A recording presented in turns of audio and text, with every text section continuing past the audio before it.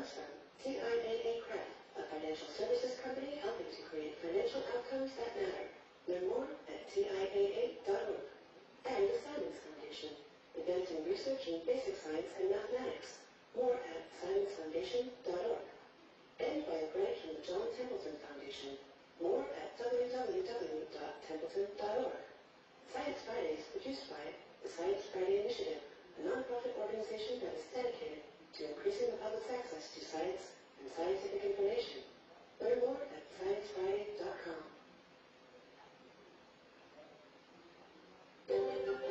Nearly two-thirds of Americans with Alzheimer's are women. I'm John Davis. On Science Friday, I look at why women might be more susceptible to the disease.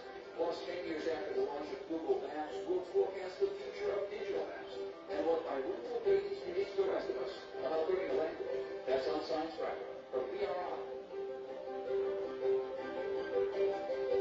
Stay tuned. That's coming up at noon in the second hour of Science Friday on KQED. Support for KQED comes from Sutter Health. At Sutter Health, they believe expert care should also be convenient care.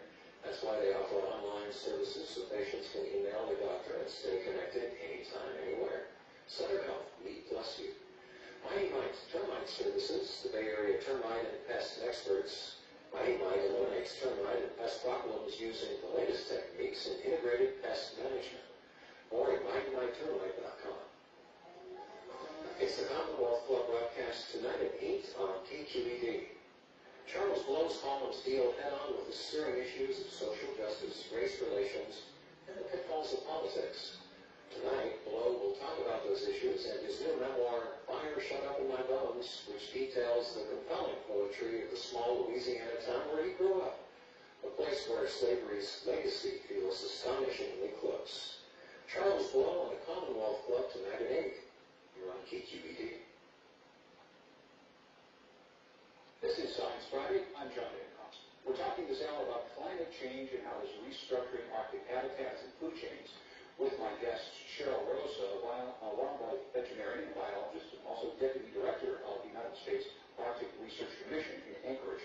George Kaboki is an ornithologist and Director of Friends of Cooper Island, where he's been doing his field studies for some 40 years and has been seeing these changes firsthand. We're also taking calls from people who are seeing some of the changes up north firsthand, including Jim.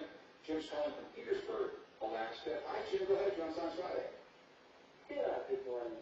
I'm much further south in Alaska, an entirely different climate.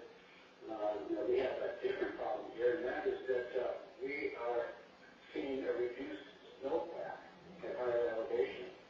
And the snowpack is not only, well, not so much critical for our supply of fresh water, but it's critical to keep our salmon streams going. And so right now we're experiencing what we call an open winter, which means literally no snow down here at sea level. And that's been part of a trend. People have lived here for 60 years, plus have commented that they've never seen conditions like this. Jim, thank you. Not such an odd thing. Yeah, well, thank you so much for sharing that story. George Kaboki, you mentioned earlier another issue we haven't quite touched on much, the warmer seawater up north. What effect did that have on some of the species that live there?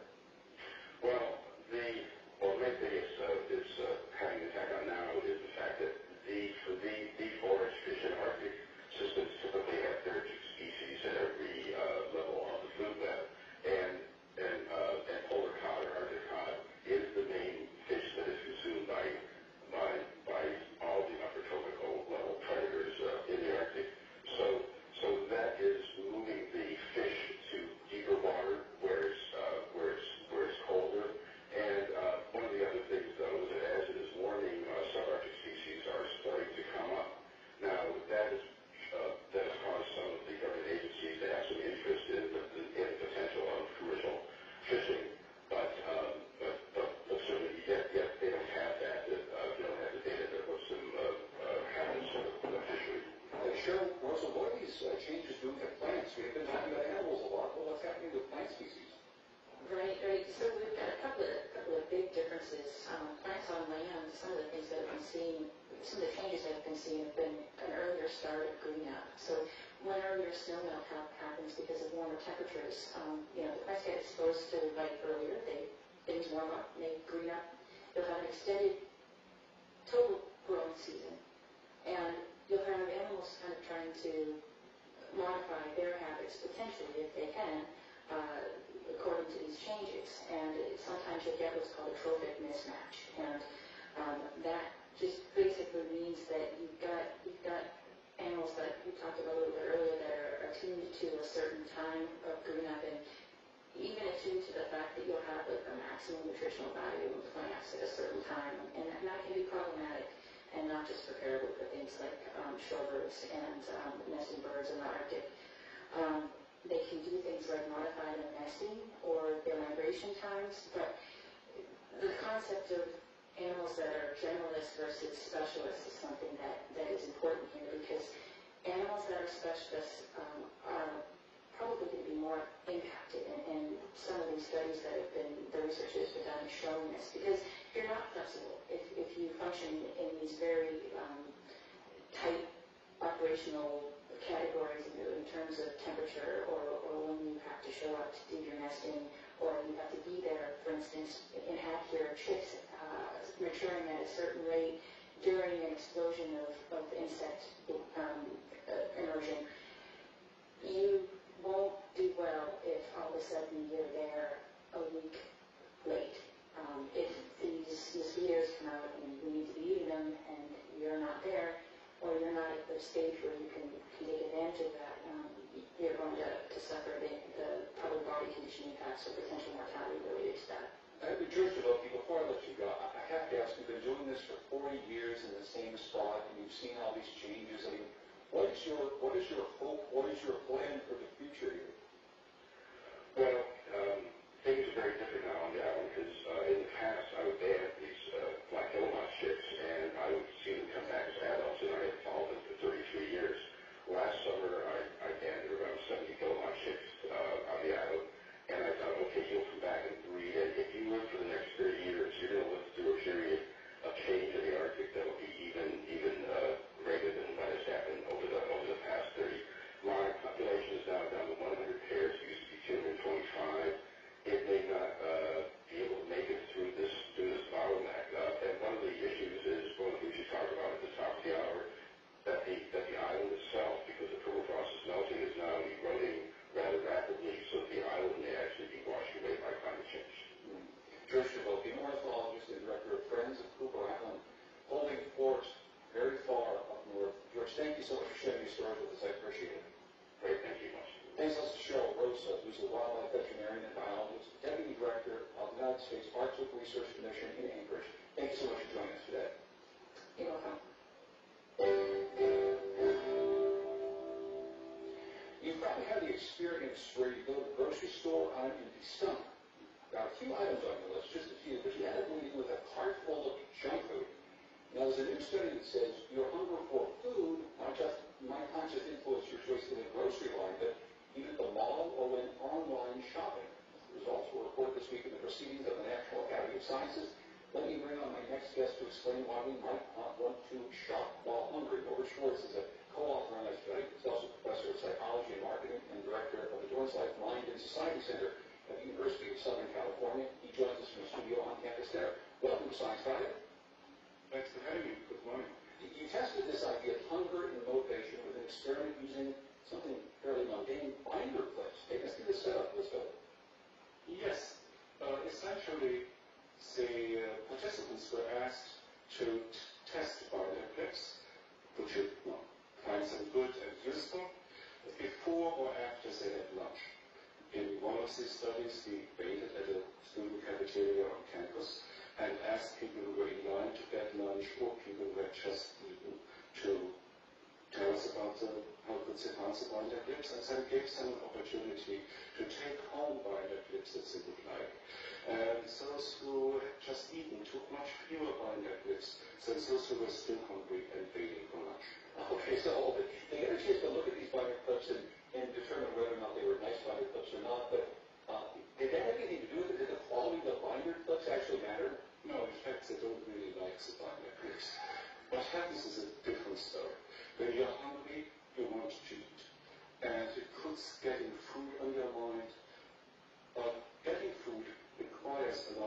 steps along the way. You have to find food, you have to get food, you can't just eat it. And if you're in that mindset of wanting stuff, that spills over to other stuff, and you apply it to all kinds of stuff that you can get along the way. With one exception. If you're hungry, you like the food more, and you get more food. But you don't like the other stuff more. You just take it when you have a chance. Interesting. So, did the hungry people feel fulfillment from getting these minor clubs? I want to make sure I understand this. Were they trying to displace their need for food by getting some sort of stuff, or was there something that made them feel like they needed just anything that they could get their hands on? No, I think it's a much more mindless process. They're not really seeing that you're lusting for binder clips, right? That's an unlikely response to have. And what's going on is more that you are really wanting food.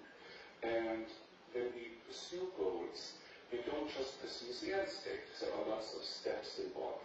And pursuing a goal increases the likelihood that any one of these steps comes to mind, and that you can act it when you have a chance. So as a result, you're taking more binder clips, or you're buying more non-food items that you cannot eat, right?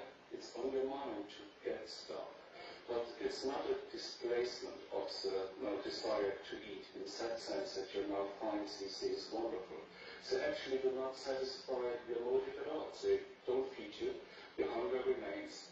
So as a result, we find that people do not like that stuff more, they're just taking more of it. And it's a kind of a mindless spillover of the mindset you are in. So you also examined the receipts of hungry shoppers. This wasn't just about binder clips, but you actually went out to the mall and you surveyed shoppers and you found some of the same behavior. Exactly. So shoppers who are more hungry come out of the mall with more stuff. And we scan their receipts and analyze their receipts, and they're buying more things and they're spending more money. And the difference is relatively large, in the neighborhood of 60% more stuff. So I can understand my emotion when I go to the store and I'm hungry, the grocery store. I see things on the shelves, I put them into the cart, of course, and I can imagine this happening when I go into a store and applying these same principles. What about online shopping? I'm just sitting there with a mouse and a screen in front of me, maybe my stomach's rumbling a little bit. Does it work for online shopping too? We haven't tested online shopping, but I'm quite confident that it will work for online shopping, in part because the constraints are even less. It's like easier to engage behavior, you only have to click on it. So what do you think it is in our mind that is exactly making this shift? That somehow or other this happens where we are clicking along or we're shopping and we're actually just really, really hungry. Yeah. What's making this happen in our mind? It is a variant of a very common thing. You're more likely to act on something the easier it comes to mind. So whatever is on your mind at a given moment exerts some influence on your behavior if you can apply it to the current situation. So if getting stuff is on your mind, it spills over to opportunities where you can take stuff. It is not as mindful as it may seem. It's a relatively automatic behavior, and you're unlikely to notice it. Does this have to do with willpower at all? I mean, would people with a stronger willpower be able to fend this off? No, your willpower would require that you say, I do not want to act on this. But you're very unlikely to even notice that you're acting on it. And willpower isn't very helpful if you don't know what you're doing. I found this myself. I'm John Benkowski, and this is Science Friday for PRI Public Radio International. And we're talking with Norman Schwartz about a very fascinating study about what makes us want to just collect more stuff, buy more stuff, not just food, when we're hungry. If you would call us 844-724-8255. Michelle is calling from Long Island, New York. Hi,